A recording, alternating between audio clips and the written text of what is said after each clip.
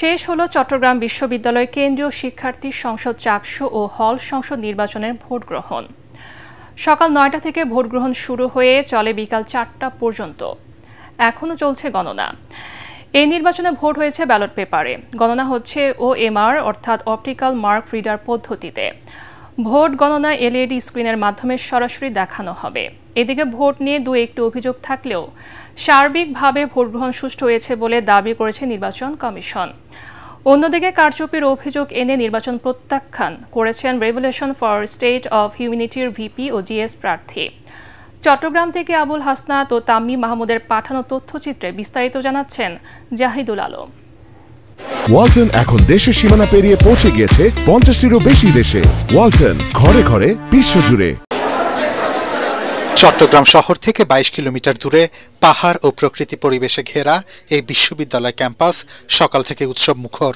কেননা 1990 সালের পর এই প্রথম চট্টগ্রাম বিশ্ববিদ্যালয়ে ভোট উৎসব দেখছেন এই প্রজন্মের শিক্ষার্থীরা। কেন্দ্রীয় ছাত্র সংসদ ও হল সংসদ নির্বাচনে সকাল 9টা থেকে সুশৃঙ্খলভাবে লাইনে দাঁড়িয়ে ভোট দেন শিক্ষার্থীরা। এখন চলছে গণনা।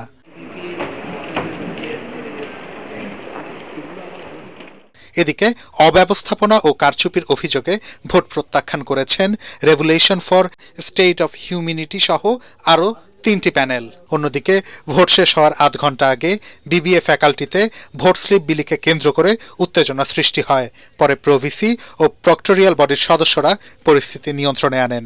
সেন্টারে গিয়েও আমি দেখলাম যে অনেকে নিয়ে যাচ্ছে, হাতে করে নিয়ে যাচ্ছে। আমি স্যারকে বললাম যে স্যার এটা আচরণবিধির কতটুকু সামঞ্জস্যপূর্ণ। উনি বললো যে আমাদের CCTV ফুটেজ আছে, আমরা ওইখান থেকে আমরা এটাকে দেখব। অবস্থা করার বিষয়টা তোমরা যদি আমাদেরকে অভিযোগ দেখো, আমরা খতিয়ে দেখে এটা ব্যবস্থা নেব। তোমরা সংশ্লিষ্ট রিটার্নিং কর্মকর্তার কাছে অভিযোগ দাও, আমরা এটা ব্যবস্থা নেব। আমরা তোমরা অভিযোগ দিলে আমরা এটা অবশ্যই খতিয়ে দেখব। এর আগে জাল ভোট রোধে ভোটারদের হাতে অমোচনীয় অর্থাৎ মুছে যায় না এমন কালি দিয়ে আঙুলে চিহ্ন দেয়া হলেও সেই কালি মুছে যাচ্ছে এবং বহিরাগত প্রবেশের অভিযোগ তোলেন ছাত্রদল ও শিবিরের VP প্রার্থী। ভোটাধিকার প্রয়োগ করার পর যেন দ্বিতীয়বার আর ভোট দিতে না পারে সেটার জন্য একটা সিম্বল দেওয়া হচ্ছিল কালো কালি দিয়ে। কিন্তু দেখেন আমি একটু আগে কয়েক সেকেন্ড আগে ভোট দিয়ে নামলাম, অথচ আমার হাতে কিন্তু কোনো কালি নেই। তো আমাদের কাছে তথ্য আসছে নির্বাচন কমিশন প্রথমের দিকে যে ভোটগুলো গ্রহণ করেছে, এই ভোটগুলো গ্রহণ করার পরে সে সকল ভোটারদের সিগনেচার নেওয়া হয়নি। কেন তারা এত বড় ভুল করতে পারেন? দুপুরের পরে বেশ কিছু ঘটনা আমাদের দৃষ্টি আকর্ষণ করেছে, যেগুলো এই নির্বাচনকে নানাভাবে কলঙ্কিত করেছে। আমরা বর্জন করছি না, আমরা চাই সুষ্ঠু তদন্ত। নির্বাচন আচরণবিধি লঙ্ঘন করলে তার নির্ধারিত বিশ্ববিদ্যালয়ের আইন অনুযায়ী তার বিচার হবে। নির্বাচন কমিশনের তথ্য অনুযায়ী এবারের নির্বাচনে কেন্দ্রীয় ও হল সংসদ মিলিয়ে মোট 908 জন প্রার্থী প্রতিদ্বন্দ্বিতা করছেন। এর মধ্যে কেন্দ্রীয় সংসদে 13টি প্যানেল ও স্বতন্ত্র প্রার্থী মিলিয়ে 415 জন এবং হল সংসদে 493 জন। এদিকে আগামীকাল অনুষ্ঠিত হবে রাজশাহী বিশ্ববিদ্যালয় কেন্দ্রীয় সংসদ ও হল সংসদ নির্বাচন। এরই মধ্যে ব্যালট বক্স ও নির্বাচনী সরঞ্জাম ভোট কেন্দ্রে পৌঁছানো সহ সকল প্রস্তুতি শেষ করেছে নির্বাচন কমিশন। ভোটের দিন যে কোনো ধরনের অপ্রীতিকর ঘটনা এড়াতে সতর্ক ও কঠোর অবস্থানে রয়েছে র্যাবি প্রশাসন। শিক্ষার্থী, শিক্ষক, কর্মকর্তা, কর্মচারী ও সাংবাদিক ছাড়া বহিরাগতদের ক্যাম্পাসে প্রবেশ নিষিদ্ধ করা হয়েছে। বিশ্ববিদ্যালয়ের 7টি প্রবেশ পথে রয়েছে র্যাব, বিজিবি, পুলিশ, আনসার ও স্বেচ্ছাসেবী সংগঠনের সতর্ক পাহারা। নির্বাচনের দিন থেকে পরবর্তী 3 দিন ক্যাম্পাসে মোতায়েন থাকবে 2000 পুলিশ, 12 প্লাটুন র্যাব ও 6 প্লাটুন বিজিবি সদস্য। ক্যাম্পাসে অস্থায়ী ক্যাম্প করবেন র্যাব ও বিজিবির সদস্যরা। এদিকে অবাধ ও সুষ্ঠু নির্বাচন আয়োজনের আশা করছেন বিশ্ববিদ্যালয়ের উপাচার্য অধ্যাপক মাইনুদ্দিন। আইন শৃঙ্খলা অবনতির আমরা আশঙ্কা করছি না, তারপরেও যদি কোনো মহল চেষ্টা করে আমরা কিন্তু সেটাকে কঠোরভাবে আমরা ব্যবস্থা নিব। আমরা কিন্তু আইন প্রয়োগের ক্ষেত্রে আমরা কোনো ছাড় দিব না। ভালো নির্বাচনী পরিবেশ এখানে বিরাজ করছে এবং আমরা আশা করি আমাদের ছাত্রছাত্রীরা নির্বিঘ্নে তাদের ভোটাধিকার প্রয়োগ করতে পারবে এবং প্রার্থীরাও নির্বিঘ্নে তারা তাদের যে রায়, সেটা প্রত্যাশিত রায়, সেটা পাবে। পিআর পদ্ধতিতে নির্বাচনের দাবিতে যারা আন্দোলন করছে তারা নির্বাচন ভণ্ডুল করতে চায় বলে অভিযোগ করেছেন বিএনপি মহাসচিব মির্জা ফখরুল ইসলাম আলমগীর। জনস্বার্থ বিরোধী বিভিন্ন দাবি তুলে দেশে বিভাজন সৃষ্টি না করার আহ্বান জানান তিনি। ঠাকুরগাঁয় হিন্দু সম্প্রদায়ের সাথে মতবিনিময় অনুষ্ঠানে ধানের শীষে ভোট চেয়ে তিনি বলেন, বিএনপি সব জাতি গোষ্ঠীর মানুষকে নিয়ে দেশ গড়তে চায়। ঠাকুরগাঁও প্রতিনিধি ফিরোজ আমিন সরকারের পাঠানো ছবি ও তথ্যের ভিত্তিতে কামরুজ্জামান রাজীবের রিপোর্ট। ফেব্রুয়ারিতে জাতীয় নির্বাচনকে সামনে রেখে নিজ এলাকার ঠাকুরগাঁওয়ে জনসংযোগে নেমেছেন বিএনপি মহাসচিব মির্জা ফখরুল ইসলাম আলমগীর। এরই অংশ হিসেবে ঠাকুরগাঁও ১ আসনের গড়েয়া ইউনিয়নে সুধীজন ও হিন্দু সম্প্রদায়ের সাথে মতবিনিময় সভায় যোগ দেন তিনি। এতে তিনি বলেন, বিএনপি আর প্রতিহিংসার রাজনীতি চায় না, তাই নির্বাচনে বাধা সৃষ্টি না করে দেশের মানুষকে অস্থিরতা থেকে মুক্তি দেওয়ার আহ্বান জানান বিএনপি মহাসচিব। পার্লামেন্টে তর্ক বিতর্ক করে যদি পিআর দেশে লোক চায় তাহলে আমরা সেটা করবো না। আমরা শুনিবে না, ওনারা মিছিল করেছে, মিছিল করেছে, প্রত্যেকে মিছিল বাড়ি করেছে, পিআর চাই, পিআর চাই, পিআরটা কি আমরা কেউ বুঝে দেবে। এখন এই জিনিসটা ওনারা জোর দিচ্ছে। আমার তাদের প্রতি অনুরোধ, দয়া করে নির্বাচনটা তাড়াতাড়ি হতে দেয়, এই মানুষগুলো বাঁচুক, এই অস্থিরতার মধ্যে যে মানুষ আছে সেই অস্থিরতা কাটুন। সাধারণ মানুষ পিআর বোঝে না দাবি করে মির্জা ফখরুল বলেন, জাতীয় নির্বাচনের পরে পিআরের বিষয়ে সিদ্ধান্ত নেবে নির্বাচিত সরকার। অযথা অস্থিরতা তৈরি করে জনগণকে ভোট বঞ্চিত না করার আহ্বান জানান তিনি।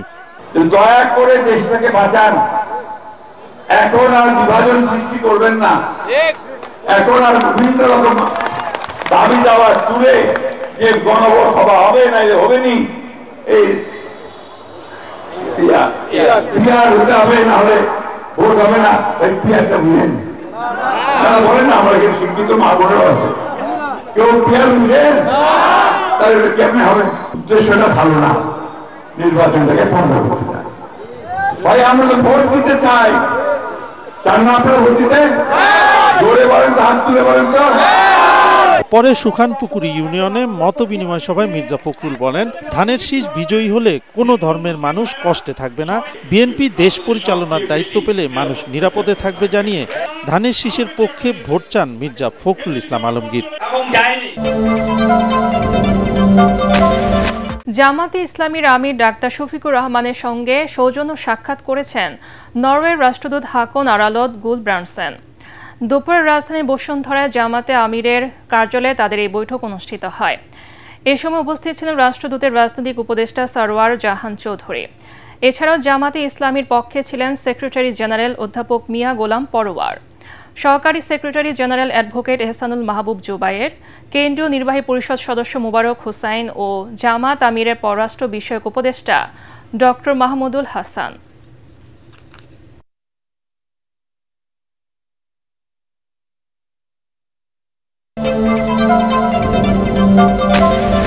রাজনৈতিক দলের নেতারা উপদেষ্টাদের হুমকি দিচ্ছে বলে জানালেন আইন উপদেষ্টা। একই ধরনের কথাবার্তা শোনার মানসিকতা তাদেরও থাকা উচিত বলে মন্তব্য করেন তিনি। সচিবালয়ে সাংবাদিকদের উপদেষ্টা আরও বলেন, ফেব্রুয়ারিতে নির্বাচন নিয়ে কোনো সংশয় নেই। জুলাই সনদে সব রাজনৈতিক দল স্বাক্ষর করবে বলেও আশাবাদী তিনি। রিপোর্টে জানাচ্ছেন মাহবুব কবির চপল। অন্তর্বর্তী সরকারের মেয়াদ যতই শেষের দিকে যাচ্ছে, উপদেষ্টাদের উপর সন্দেহ অবিশ্বাস বাড়ছে রাজনৈতিক দলের নেতাদের। আপনার উপদেষ্টা মণ্ডলীর সদস্যদের মধ্যে কেউ কেউ কোন দলের জন্য পক্ষপাতিত্ব করছেন বলে বিভিন্ন জায়গায় অভিযোগ আসছে। সরকারের 4-5 উপদেষ্টা একটি বিশেষ দলের পক্ষে প্রশাসনকে একটি দলের দলীয় সরকারে পরিণত করার চেষ্টা করছে। যারা উপদেষ্টা হয়েছে তাদের অনেককে বিশ্বাস করাটা আমাদের অবশ্যই ভুল হয়েছিল। তারা নিজেদের সেফ এক্সিটের কথা ভাবতেছে। এসব মন্তব্যের প্রতিক্রিয়া জানান আইন উপদেষ্টা। আগে সরকারের আমলগুলোতে দেখতাম যারা সরকারের লোক থাকতো তারা রাজনৈতিক দলগুলোকে হুমকি দিত, আর এখন উপদেষ্টা পরিষদে থাকা লোকজনকে আপনার বিভিন্ন রাজনৈতিক দল বিভিন্ন পক্ষ থেকে ইচ্ছামতো যা মুখে আছে সমালোচনা করা হচ্ছে, হুমকি দেওয়া হচ্ছে। তো এর তো ভালো, এটা একটা গণতান্ত্রিক উত্তরণ বলা যায়। তবে যারা রাজনৈতিক দল আছেন ওনাদেরকে একটু বলে রাখি যে একই ধরনের কথাবার্তা আবার আপনাদের সম্পর্কে কেউ বললে সেটা শোনার মানসিকতাও কিন্তু আপনাদের থাকতে হবে। তিনি জানান, সব রাজনৈতিক দলের ঐকমত্যে প্রস্তুত হয়েছে জুলাই সনদ। এটিতে তারা স্বাক্ষর করবেন। সমস্ত রাজনৈতিক দল ওনারা যেই নিষ্ঠার সাথে এই পুরা প্রক্রিয়ায় আলোচনায় অংশগ্রহণ করেছেন, ওনারা এই নিষ্ঠার একটা ধারাবাহিকতা হিসাবে জুলাই চার্টারে সাইন করবেন, কারণ একটা কন্টেন্ট নিয়ে জুলাই চার্টার হচ্ছে। মূল মতভেদ তো বাস্তবায়ন পদ্ধতি নিয়ে, তো সেটা তো আর সাইন করা হচ্ছে না, সাইন করা হচ্ছে কন্টেন্ট, মানে জুলাই চার্টারের বিষয়বস্তু নিয়ে। আগামী ফেব্রুয়ারির প্রথম দিকে জাতীয় নির্বাচন আয়োজন করতে সরকার বদ্ধপরিকর বলেও জানান তিনি। আপনারা দেখবেন যখন এই ধরনের অন্তর্বর্তীকালীন সরকার হয়, সবসময় কিন্তু এই প্রশ্নটা থাকে, নির্বাচন কি আসলে হবে না। ফেব্রুয়ারির প্রথমার্ধে জাতীয় নির্বাচন করার ব্যাপারে আমরা বদ্ধপরিকর। এটা নিয়ে কোনো রকম দ্বিতীয় চিন্তার আমরা কথা প্রসঙ্গে আলোচনা করি না। সুপ্রিম কোর্টের জন্য আলাদা সচিবালয় গঠনের আইন শিগগিরই পাশ হবে বলেও জানান আইন উপদেষ্টা। সুপ্রিম কোর্টে পৃথক সেক্রেটারিয়েট করতে পারবে।